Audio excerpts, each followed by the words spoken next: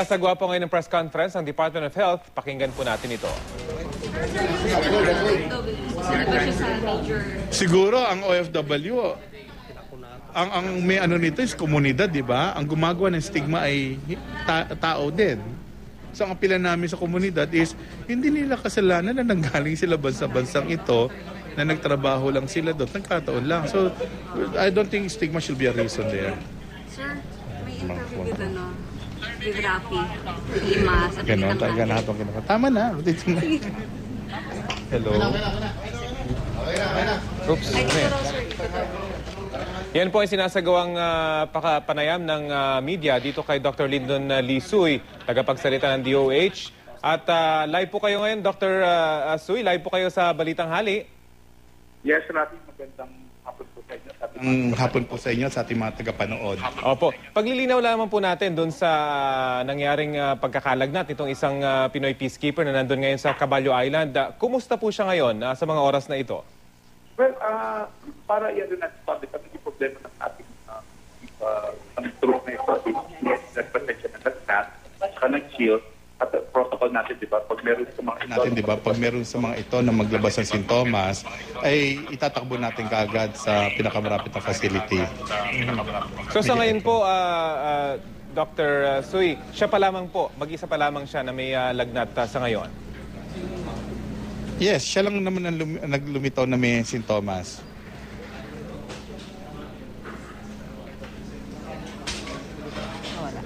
Dr. Suy?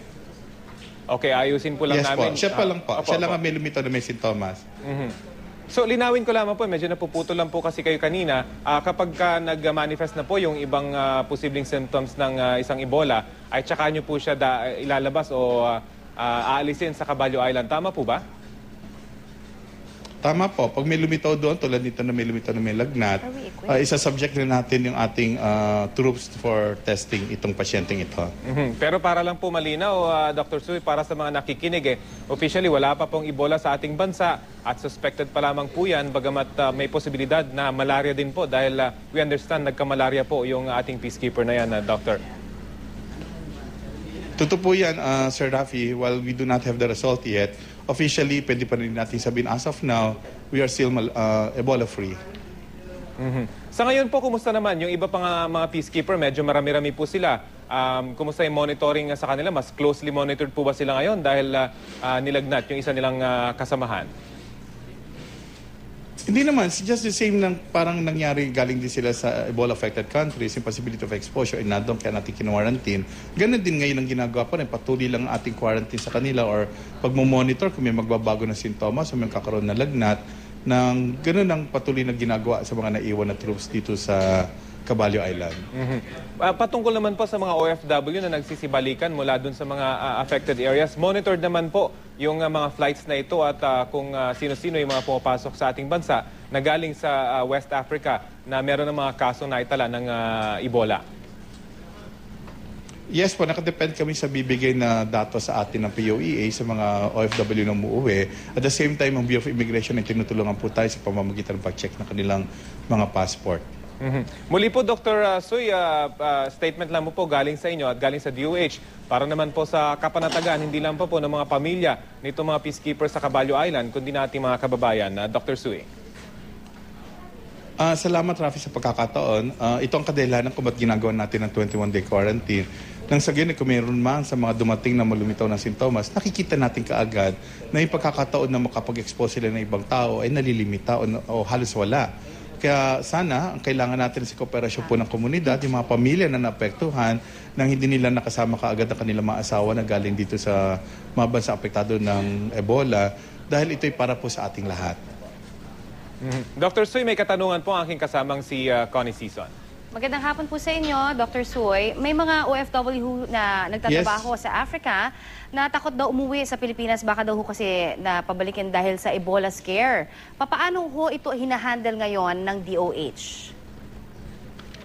Well, ito nga po, itong pinakikita natin na kahit ang troops ay hindi po pinalagpas sa quarantine, dahil gusto natin makasiguro na hindi papasok ang Ebola dito sa bansa natin hanggat maaari.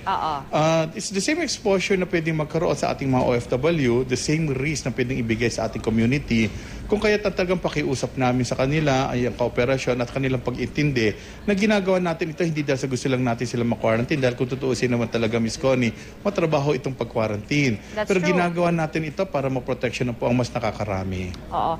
Naabisuhan na ho ba yung pamilya nitong nagkalagnat ho dyan po naman sa Caballo Island? Or kinakailangan ho bang hindi muna until, of course, sure na tayo, no, na talagang meron o kaya wala? Ano ho bang desisyon ng DOH dito? Well, I'm pretty sure naman na yung side, yung mga counterparts natin sa AFP o sa military side will have the details nung pamilya nitong ating person under investigation, itong suspected case natin na for malaria or Ebola. Siguro ayaw muna natin din silang pumunta sa ospital kasi nga itong at may sintomas baka wag naman. Kung nagkataong Ebola, di na-expose din po sila. So, sana, ito nga yung sinasabi natin, hiningi natin yung pag-intindi at pang-uunawa ng pamilya at ng komunidad po. Meron ho bang paglilipatan pa bukod po dun sa Caballo Island, yung mga peacekeeper, o dun muna talaga sila? Because I understand, yung may lagnat lang naman ang talagang kailangan na tanggalin doon sa area, no? At dun sa ospital ngayon, nakalagay po yung ating peacekeeper na isang may lagnat. Yes, Miss Connie, ang pinull out lang natin ay yung may lagnat, and while the rest of the troops will have to stay sa Caballo Island pa. Alright, so ulitin ho natin ha, hindi naman ho ito Ebola pa, no? Walang kaso ho ng Ebola so far, at tinitignan din ho na baka malaria ho ito. Opo, kasi yung sintomas niya would also point to possible malaria, plus yung lugar na itong po kasi itong bansang ito ay endemic din po kasi sa malaria, so yung posibilidad na malaria ay nandoon po. So again, gusto ko lang hong linawin, yung nilalaglat ho na peacekeeper nasa ospital na ho, nailipat na doon, hindi ho ba? I-check namin, Miss Connie, as of this time kasi alam namin, tinatransporting lang namin kung nakarating na po. Alright, maraming salamat po sa inyo, Dr. Lyndon Lee Suoy, para sa update na yan. Maraming salamat po at mabuhay po kayo.